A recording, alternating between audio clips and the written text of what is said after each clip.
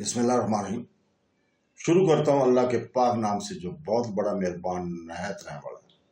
دوستوں، بہنوں، بھائیوں، بزرگوں، السلام علیکم ورحمۃ اللہ وبرکاتہ۔ تاریخ اسلام کی قسط نمبر 294 میں آپ کو خوش آمدید کہتے ہیں، اور اس میں ہم بیان کر رہے ہیں باغیوں کا اتصال۔ تو دوستوں، بہنوں، بھائیوں، فتح کرمونا کے بعد امیر عبد الرحمن نے اپنے خادم بدر اور نمام بن عقلمہ کو فوج دے کر تتیلیہ کی جانب آیا۔ ایک سخت اور خونریز جنگ کے بعد بدر اور تمام کو باغیان تتیلیہ پر فتح مبین حاصل ہوئی۔ ہشام بن عبدالبرفیری، حویت بن ولید، عثمان بن حمزہ بن عبداللہ بن عمر بن خطاب وغیرہ باغیوں کے بڑے بڑے سردار گرفتار ہوئے۔ ان سرداروں کو لے کر جب بدر اور تمام کرتبہ کے قریب پہنچے تو شہر سے باہر ان باغی سرداروں کو سر عام منڈوا کر ذلت کے ساتھ گدھوں پر سوار کر کے شہر کے اندر لے گئے، جہاں امیر عبد الرحمن کے حکم سے ان کو قتل کر دیا گیا تھا۔ اللہ بن مغیث کے ساتھ بہت سے یمنی قبائل شامل ہو گئے تھے، اور ان میں سے اکثر آدمی جنگ کرمونا میں عبد الرحمن اور اس کے ہمراہیوں کے ہاتھوں سے مقتول ہوئے تھے۔ یمنی لوگوں کو اپنے ان مقتولین کا قصاص لینے کی خواہش تھی، چنانچہ اسی سال یعنی 147 ہجری میں سعد نے جو مہتری کے نام سے مشہور تھا خروج کیا اور شہر لبال میں فوجیں فراہم کر کے اشبیلیہ پر قابض اور متصرف ہو گیا تھا۔ امیر عبد الرحمن جو خبر پا کر قرطبہ سے فوج لے کر متری کی سرکوبی کے لیے اشبیلا کی جانب روانہ ہوا۔ متری نے اشبیلا کے ایک قلعہ میں بند ہو کر مدافعت شروع کی، اور عبد الرحمن نے اشبیلا کا محاصرہ کر لیا۔ عتاب بن القمی شہر شدونہ میں تھا، وہ متری کے ساتھ اس بغاوت میں شرکت کا وعدہ کر چکا تھا، چنانچہ متری کی مسرور ہونے کی خبر سن کر عتاب بن القمی شدونہ سے فوج لے کر روانہ ہوا۔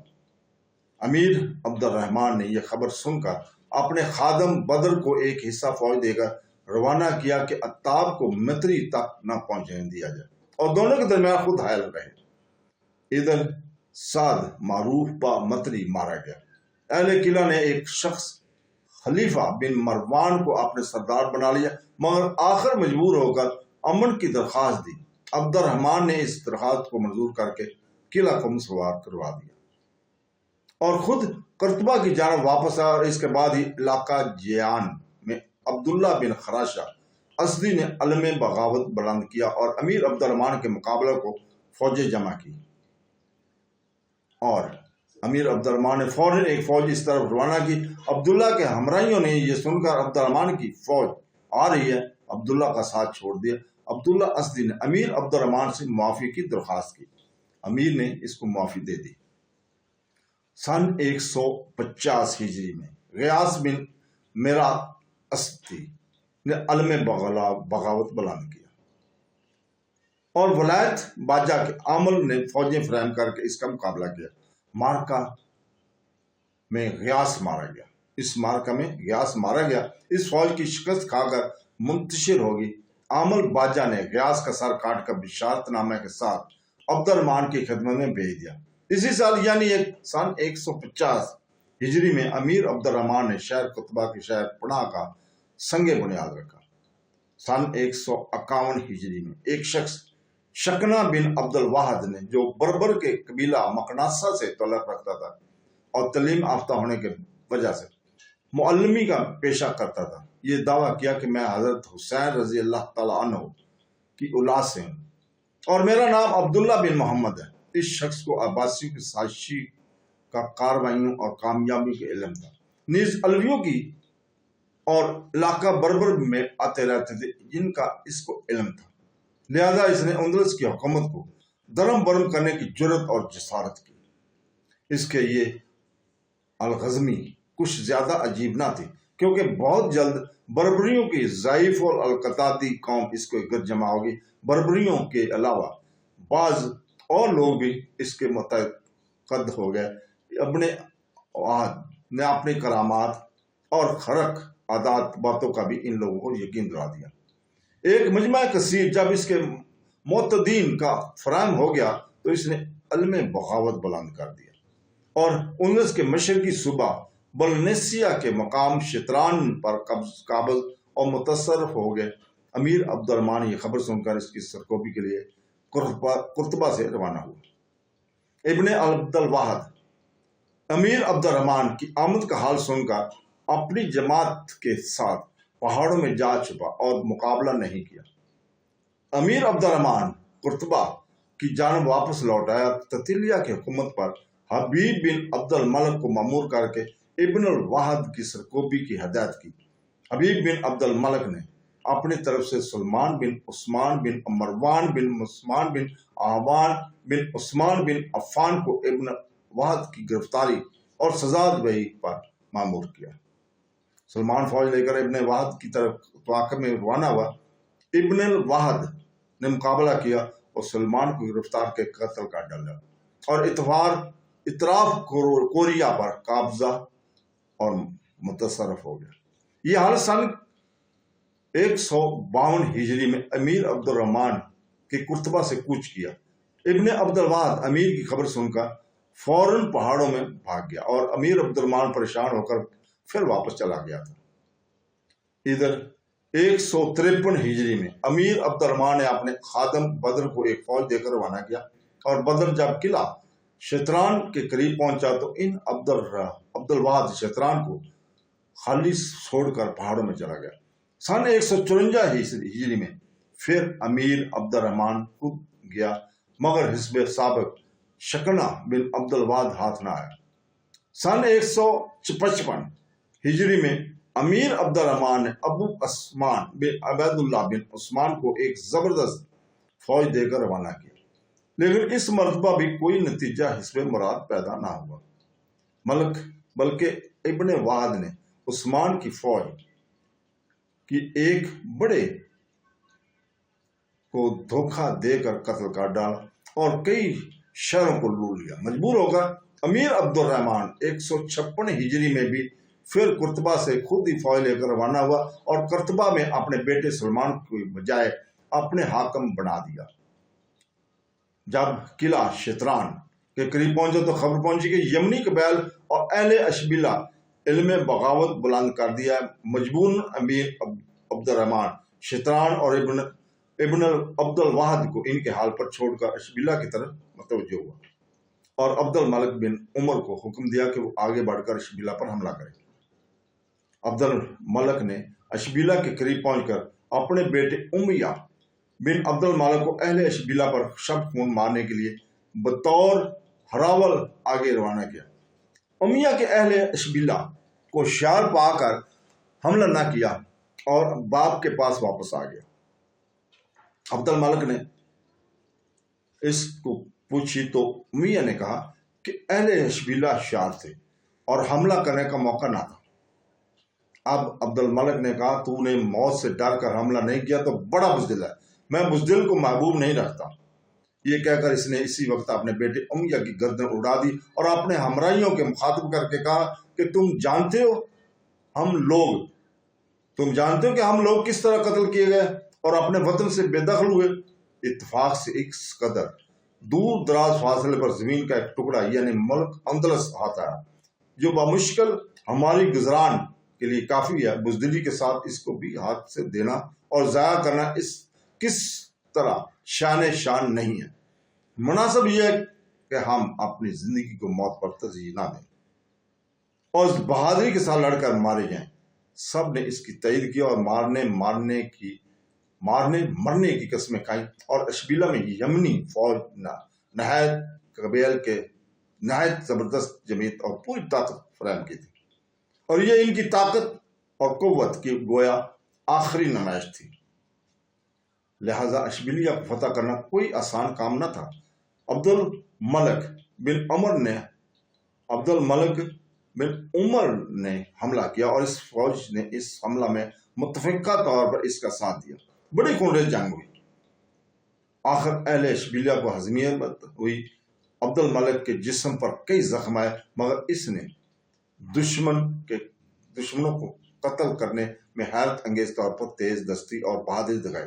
لڑائی کے خاتمہ پر جب عبد الملک نے تلوار ہاتھ سے رکنی چاہی تو اس کی انگلیاں نہیں کھل سکی اور تلوار ہاتھ سے نہیں چھوٹی۔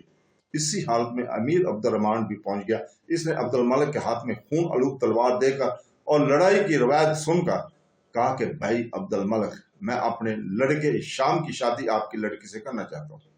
اس کے بعد امیر عبد الرحمن نے عبد الملک بن عمر کو اپنا وزیر بنا لیا۔ یمنی قبائل یعنی اشبیلیہ کے دوسرا عبد الغفار بن حامد حاکم شہر بنیلا اور حیوات بن کلاش حاکم اشبیلا اور عمرو جاکم بجیا اس معرکہ سے بچ کر فرار ہو گئے تھے۔ انہوں نے پھر اپنے گرد عربی قبائل کو جمع کیا۔ سن 157 ہجری میں امیر عبد الرحمن نے ان پر حملہ کیا اور شکست دے کر ان کو اور ان کے ہوا خواہوں کو قتل کر ڈالا۔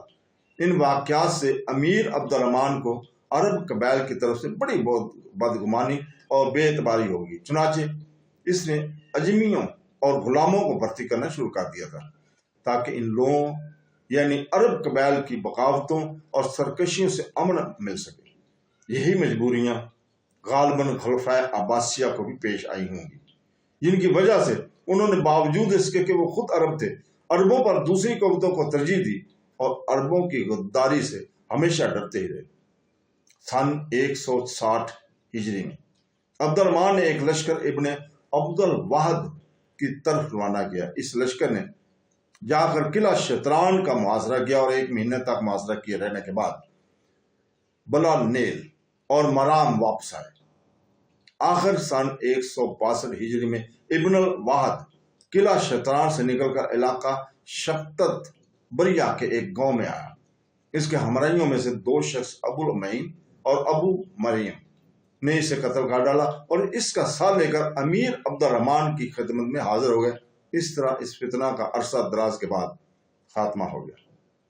ابھی ابن الواحد قتل نہ ہوا تھا کہ سن 161 ہجری میں عبد الرحمن بن فیری معروف سقلبی نے افریقہ میں فوجیں آراستہ کر کے اندلس پر قبضہ کرنے کے ارادے سے چڑھائی کی اور تدمیر کے میدان میں پہنچ کر قیام کیا۔ یہاں اندلس کے بہت سے بربری آ کر اس کے جھنڈے کے نیچے جمع ہو گئے۔ عبد الرحمن بن حبیب نے سلمان بن یقان والی یرشونا کے پاس پیغام بھیجا کہ تمام خلافت عباسی کی اطاعت قبول کرو ورنہ مجھ کو اپنے سر پر پہنچا ہوا سمجھو گے۔ سلمان نے انکار کیا اور عبد الرحمن بن حبیب نے سلمان پر حملہ کر دیا۔ مقابلہ ہوا اور سلمان نے عبد الرحمن بن حبیب فیری کو شکست دے کر بھگا دیا۔ عبد الرحمن بن حبیب نے میدان تدمر میں آ کر دم لیا۔ امیر عبد الرحمن بن معاویہ کو جب یہ حال معلوم ہوا تو وہ قرطبہ سے فوج لے کر میدان تدمیر کی طرف روانہ ہوا۔ امیر عبد الرحمن کے آنے کی خبر سن کر عبد الرحمن بن حبیب کو بلنیسیا میں جا کر پناہ گزین ہوا۔ امیر عبد الرحمن بن معاویہ نے اشتہار دے دیا کہ جو شخص عبد الرحمن بن حبیب کا سر کاٹ کر آئے گا اس کو اس قدر انعام دیا جائے گا۔ اس انعام کے مشتر ہوتے ہی ایک بربری کی جو عبد الرحمن بن حبیب کے ہمراہیوں میں تھا نیت بگڑ گئی۔ اس نے موقع پا کر عبد الرحمن بن حبیب کا سر کاٹ دیا اور امیر عبد الرحمن کی خدمت میں لا کر پیش کیا، پھر انعام وصول کر کے چل دیا۔ اس طرح سن 162 ہجری میں عبد الرحمن بن حبیب کے مارے جانے پر اس مہم کا خاتمہ ہو گیا اور امیر عبد الرحمن قرطبہ کی طرف واپس آیا۔ چند روز کے بعد سن 162 میں ویا خسانی نے علاقہ البیریا کے ایک قلعہ میں جاگزی ہو کر علم بغاوت بلند کیا۔ امیر عبد الرحمن نے شہید بن عیسیٰ کو اس کی سرکوبی پر مأمور کیا۔ شہید بن عیسیٰ نے اس باغی سردار کو شکست دے کر قتل کر ڈالا۔ اس کے چند روز بعد بربریوں نے سر اٹھایا اور ابراہیم بن جراح کی سرکردگی میں علم بغاوت بلند کر دیا۔ امیر عبد الرحمن نے ابراہیم بن سجرہ کی سرکوبی پر بدر کو مأمور کیا۔ بدر نے ابراہیم کو قتل کر کے بربریوں کی جمعیت کو منتشر کر دیا۔ انہی دنوں سلمہ نامی ایک سپہ سالار نے قرطبہ سے فرار ہو کر ترتیلیہ کا رخ کیا اور ترتیلیہ پر قبضہ کر کے علم بغاوت بلند کر دیا تھا۔ امیر عبد الرحمن نے حبیب بن عبد الملک کو سلمہ کی سرکوبی پر مامور کیا۔ حبیب نے جا کر تتلیہ کا محاصرہ کیا اور عرصہ دراز تک یہ محاصرہ جاری رہا۔